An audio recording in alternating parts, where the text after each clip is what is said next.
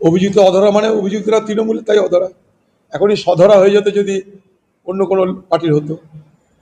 এটা শুধু বেলঘরিয়ার ঘটনা কোনো বিচ্ছিন্ন ঘটনা নয়, সারা রাজ্য জুড়ে শিক্ষকদের উপরে অত্যাচার নিপীড়ন চলছে। এমনকি শিক্ষকরা প্রতিবাদ করতে গেলেও, আন্দোলন করতে গেলেও সেখানে তাদেরকে পুলিশের অত্যাচারের শিকার হতে হচ্ছে, পুলিশের হামলার শিকার হতে হচ্ছে। অতএব বেলঘরিয়ার ঘটনা কোনো বিচ্ছিন্ন ঘটনা নয়।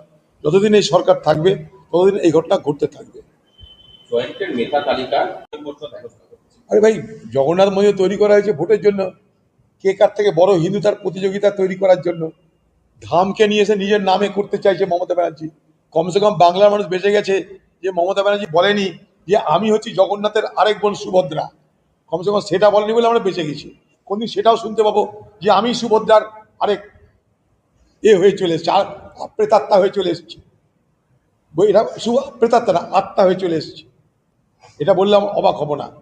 আজকে দীঘাকে শুধুমাত্র পয়সা কামানোর জায়গা নয়, আরও অনেক কিছু ঠেক বানানো হচ্ছে দীঘায়।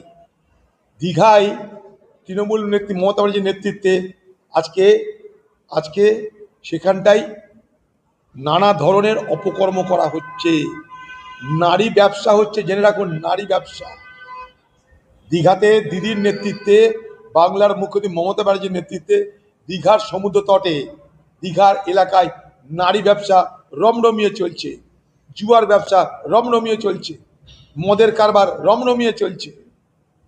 আগামী দিনে সেই জায়গায় অনেক বড় বড় দুর্ঘটনার খবর আপনারা জানতে পারবেন।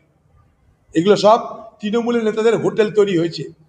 তৃণমূলের কাটমানির পয়সায় সেখানে বেশিরভাগ হোটেল। সেই হোটেলের মালিক মানে তৃণমূলের মালিক। সেখানে পর্যটক যারা, তাদের তো অসুবিধা হবেই।